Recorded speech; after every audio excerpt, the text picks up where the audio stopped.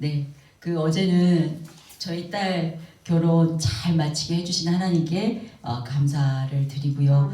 또 귀한 발걸음 함께 해주신 분들에게 진심으로 감사의 말씀을 드립니다. 네, 성경에 유명한 이야기가 있습니다. 돌아온 탕자 이야기지요. 어느 날 아들이 아버지의 재산을 강탈하다시피 해서 집을 나갔습니다.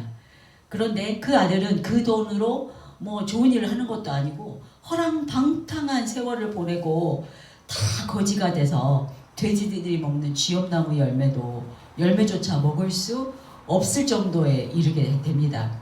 그렇게 세월이 흐르는 동안 아버지는 그 아들에 대한 사랑을 한 번도 식지 않고 매일매일 아들을 기다렸습니다. 혹시라도 그 아들이 돌아왔다가 그냥 갈까봐 문 밖에 서서 저 멀리 아들이 오는 그 길을 기다리고 쳐다보고 있었습니다. 그러던 어느 날 아들이 동구 밖에 나타났을 때 아버지가 버선발로 뛰어나가 아들을 맞아들이고 입을 맞추고 인장반지로 다시 아들의 신분을 회복시키고 새 옷을 입히고 정말 잔치를 벌일 만큼 기뻐하는 그런 이야기지요. 너무나 큰 아버지의 사랑에 대한 이야기입니다. 이 이야기는 오늘 본문에서 예수님께서 보여주시는 하나님 아버지의 그 사랑의 마음을 담고 있습니다. 하나님은 구약에서 시대로부터 수많은 선지자들을 이스라엘 백성들을 위해서 보내셨지만 이스라엘 백성들은 그 선지자들을 거절했습니다.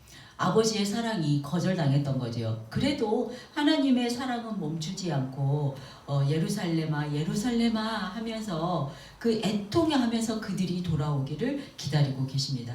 오늘 우리도 끊임없이 우리들의 이 믿음도 우리들의 사랑도 끊임없이 거절당하셔도 하나님은 포기하지 않으시고 우리에 대한 사랑을 계속 이렇게 우리에게 보여주고 계시지만 우리 하나님의 자녀인 우리들은 그 하나님의 사랑에 대한 그 마음이 온전하게 하나님 앞에 가지 못하는 경우가 너무 많습니다.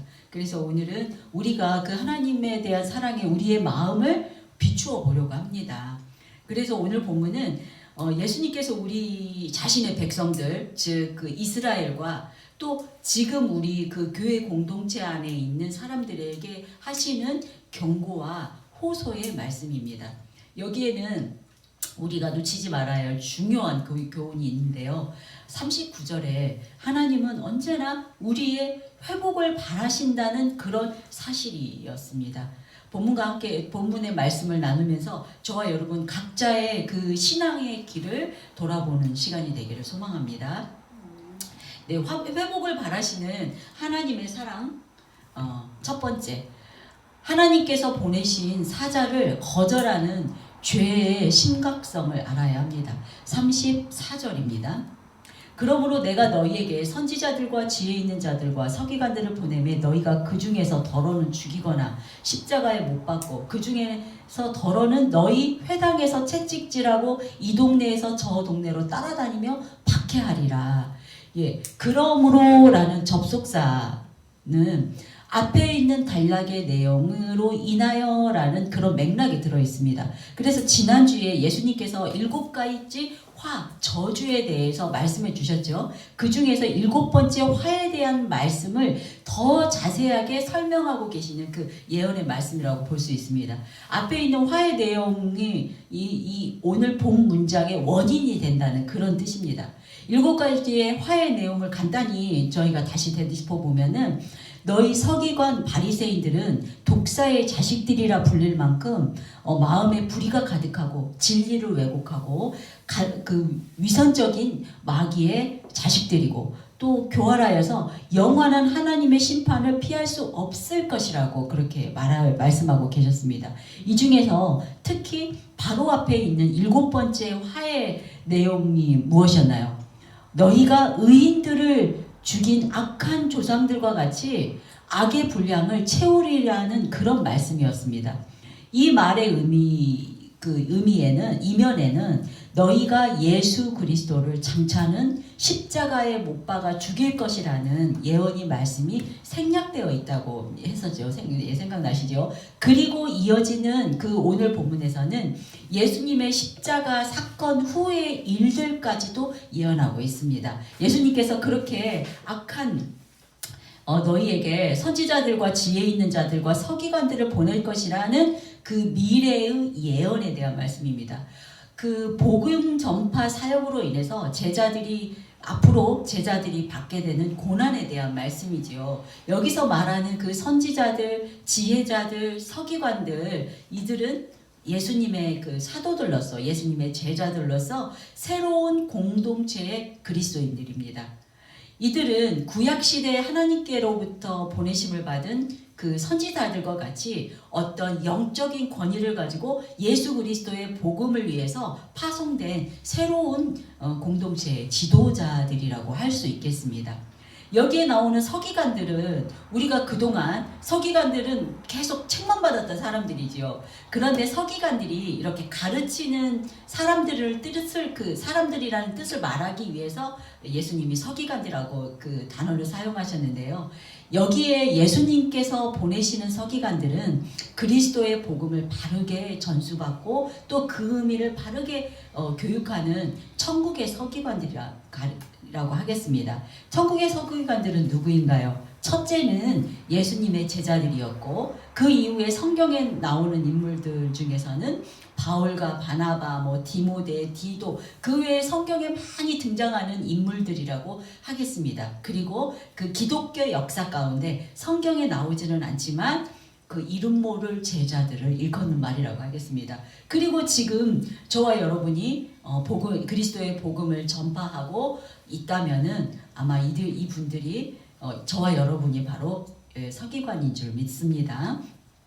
이 선지자들은 이 선지자들을 너희가 십자가에 못 박고 책찍질하고 따라다니면서 박해하리라 이렇게 말씀하지요. 이 연이어 있는 4개의 동사가 나옵니다. 못 박고 책찍질하고 따라다니고 박해하리라. 이 4개의 동사가 모두 미래의 시제인 걸로 봐서 예수님께서는 당신이 앞으로 당할 그 십자가의 고난을 이미 알고 계셨다는 그 증거가 됩니다. 그런데 여기서는 예수님 자신의 이 고난만을 말씀하시는 것이 아니라 앞으로 예수님의 제자들이 당할 고난을 말씀도 하고 계십니다. 그 마지막 동사 박해하리라 라는 그것은 복음을 전하지 못하도록 박해하고 내쫓는다는 그런 의미입니다. 예수님의 말씀처럼 우리 지금 이 땅은 사단의 공중 권세 아래 다스림을 받는 이 땅에서 우리가 그리스도인들이 아무리 믿음이 좋다고 하더라도 복음을 전파하는 그런 삶이라는 것은 너무나 힘들고 박해가 심합니다. 그래서 결코 쉽지 않지요. 그렇기에 우리의 그 목숨과 전 인생을 걸어야 하는 것입니다. 실제로 예수님의 제자들은 그런 삶을 살으셨습니다. 바울과 바나바는 복음을 전하다가 쫓겨나기도 하고 또 복음으로 인해서 겨우 도망다니는 삶을 살았지만 인생이 마지막에 좋아진 것도 아닙니다. 결국 순교하셨죠. 스데반은 돌에 맞아 죽었고 야고보는 목이 잘렸고 또 베드로는 십자가에 거꾸로 달려 죽었습니다. 하지만 그들이 그렇게 십자가에 죽었더라도 그들이 사역이 실패로 끝났을까요?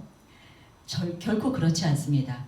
예수님께서 십자가에 달려 죽으심이 실패가 아니듯이 그 제자들의 삶 또한 실패가 아니었습니다. 만약 그들이 실패했다면은 저와 여러분이 이 자리에 나와서 2000년 후에 예배드리지 못했을 것입니다.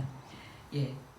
그러니 여러분 전도를 하다가 거절당하더라도 또 그리스도인이라는 어떤 비난과 박해를 당할지라도 포기하지 마시기 바랍니다.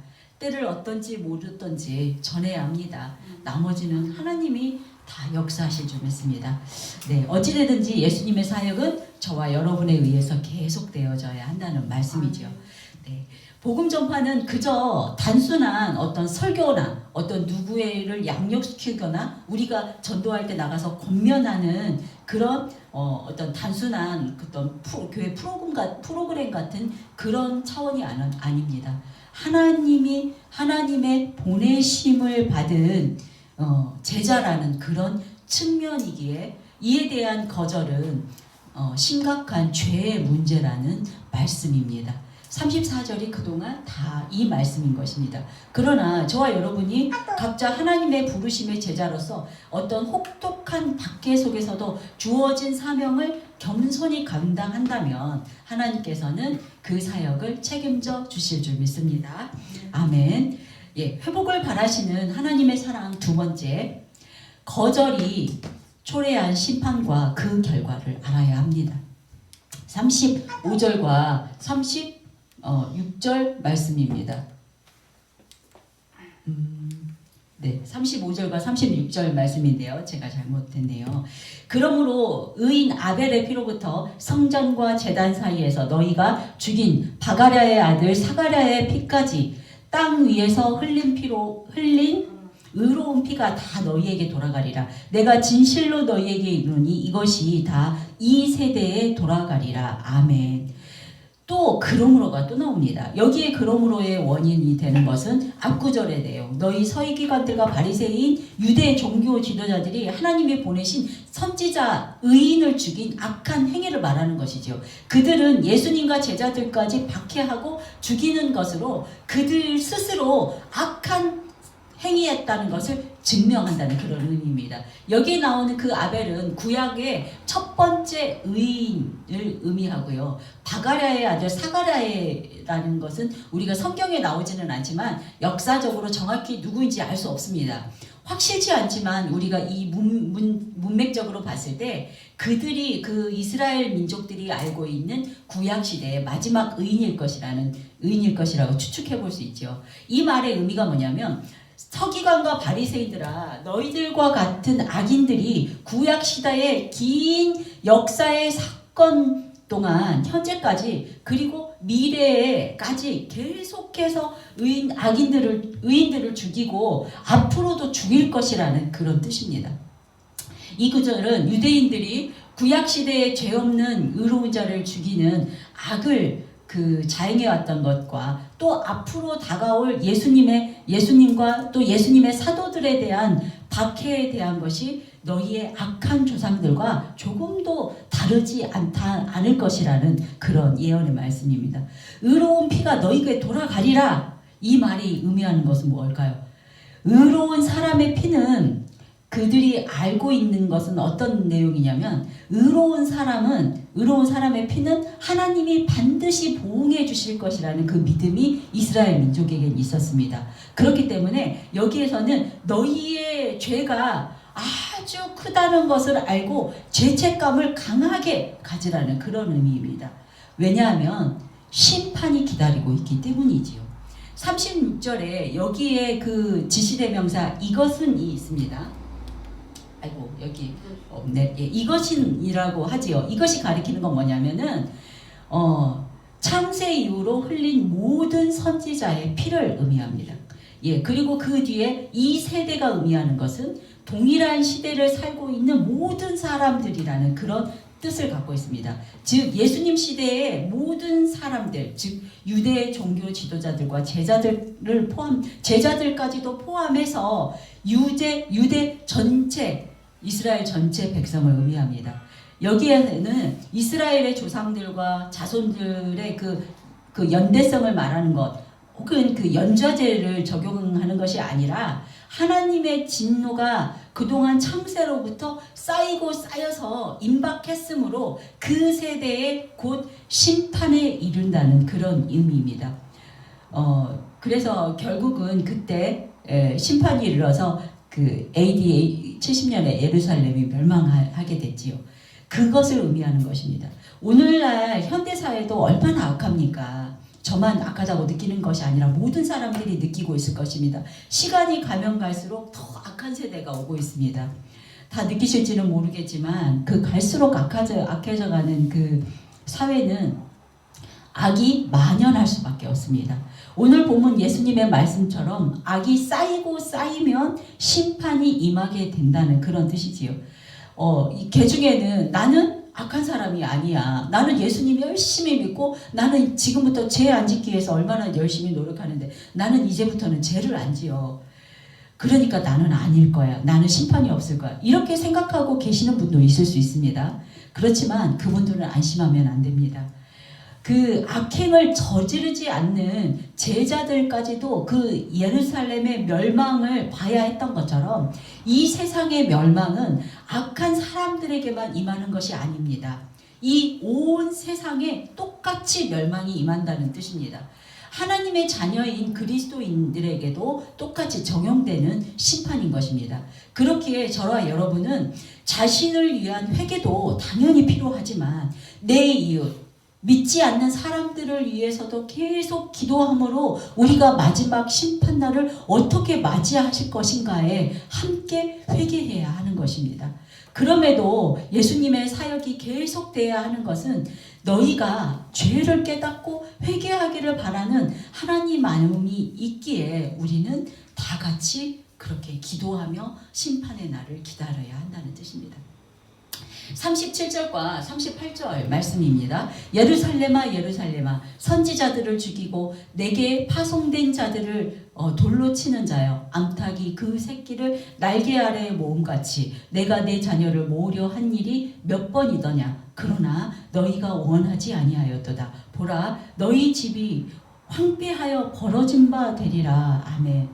예루살렘아 예루살렘아 그 도시를 부르는 말이 아니라 그 도시에 살고 있는 사람들, 즉 이스라엘 백성을 부르는 의인화된 표현이죠. 예수님께서 예루살렘아 예루살렘아 이렇게 부르는 것은 다가올 예루살렘의 그 멸망과 백성들의 고통을 알고 있기 때문에 안타까운 심정으로 이렇게 부르고 계시는 것입니다. 의인 선지자들을 죽이고 앞으로 파송될 사도들도 돌로 칠 너희들이지만 주님은 그럴지라도 너희에게 사랑의 마음을 담아서 이스라엘 백성들아 하고 이렇게 부르고 계시는 것입니다. 이들을 향해서 그 날개 아래에 새들을 모으는 암탉과 같이라고 이렇게 은유적인 표현을 사용해서 너희들 돌아오라는 마음을 표현하고 있는 것인데 이것은 너희를 구원에서 한 번도 제외시킨 적이 없다는 그런 의미가 담겨 있습니다. 예수님을 십자가에 못 박고 그동안 의인들을 죽이고 그랬지만 또 앞으로 제자들을 박해할 것이지만 예수님께서는 이스라엘 백성들을 한 번도 포기하지 않고 이 백성들을 향하여 이렇게 물어보는 것이지요. 예수님의 말씀을 이렇게 풀어보면 이 말씀입니다. 처음부터 지금까지 계속해서 너희를 천국 잔치에 부르려고 한 것을 알고 있느냐? 독수리 같은 맹금류들이 너희를 아주 죽이기 위해서 위험이 이렇게 도사르고 또 다른 위험이 닥칠 때마다 암탉이 자기 새끼들을 이 날개 아래 숨겨서 보호하는 것과 같이 이 심판 아래 놓여 있는 예루살렘 그 백성들을 이렇게 하나님의 사랑으로 너희를 품고 돌보았다. 그런 뜻입니다.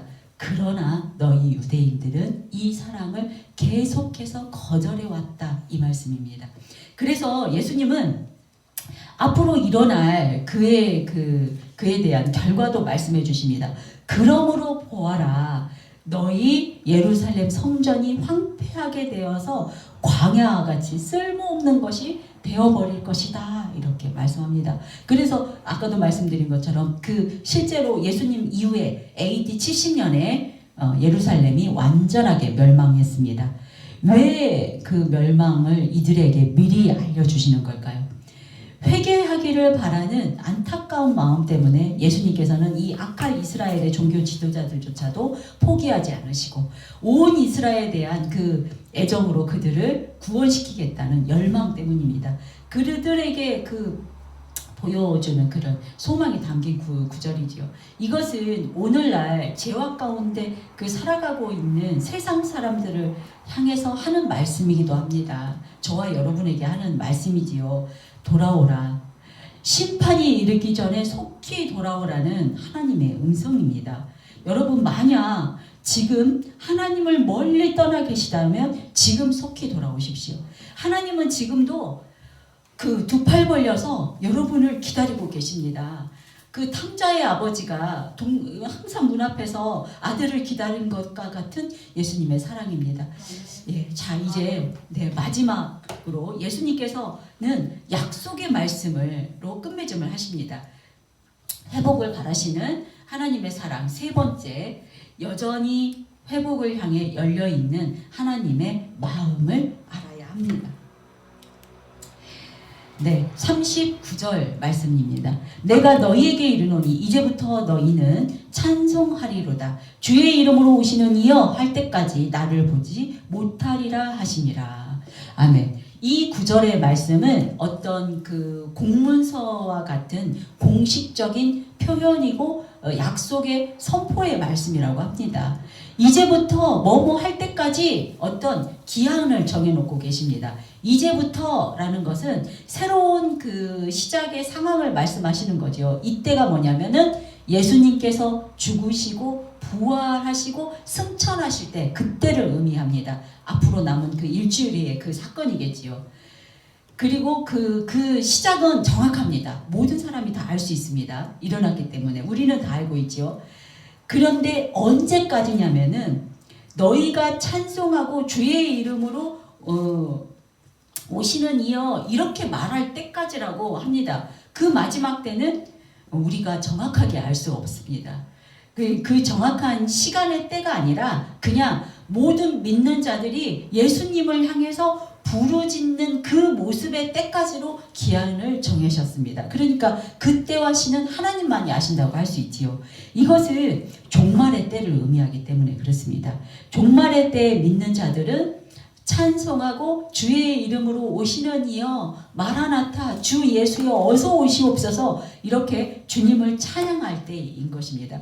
이 구절은 예수님께서 나귀 타고 그 예루살렘으로 들어오실 때 왕의 귀환을 나타내는 그 사람들의 그 호산나 호산나 하면서 환영하는 그 소리를 어떤 예시로 잠깐 보여준 것처럼 이 구절을 통해서 알 수 있는 것은 예수님이 다시 오시는 그날은 우리가 그 시와 때는 알 수 없지만 그날은 예수님께서 영광의 주로 오신다는 것을 알 수 있습니다.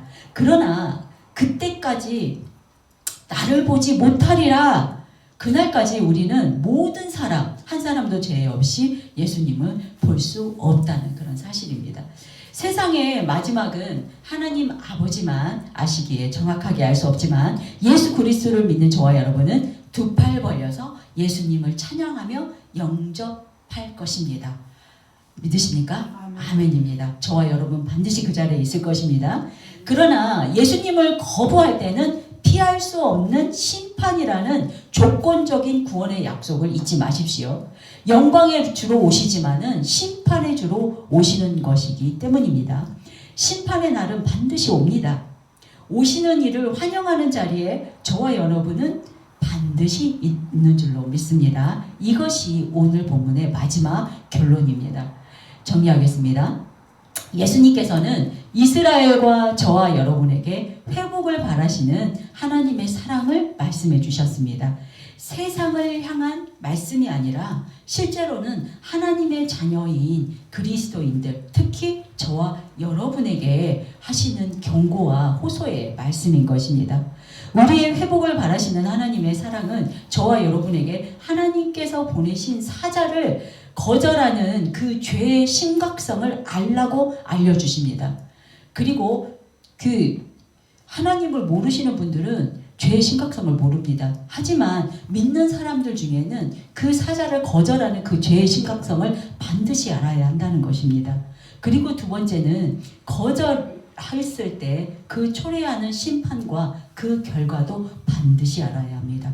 죄가 굉장히 무겁습니다. 심판의 마지막 날 우리는 반드시 심판을 받게 됩니다. 그리고 마지막으로 그럼에도 불구하고 하나님은 여전히 우리를 향해서 회복을 향해서 열려있는 하나님의 마음이 있습니다. 그것을 알아야 합니다. 오늘도 죄인된 우리를 향한 예수님의 사랑은 말할 수 없는 탄식으로 죄악쟁에 있는 우리를 위해서 중보하고 계십니다. 공의로우신 하나님이시기에 사랑도 계시지만 심판도 같이 오기 때문입니다. 이 말씀을 듣는 하나님의 자녀들이여 회개하고 돌아오시기를 주님의 이름으로 축원드립니다. 네, 오늘 말씀을 생각하시면서 하나님께로 돌아가시기를 결단하며 결단의 기도를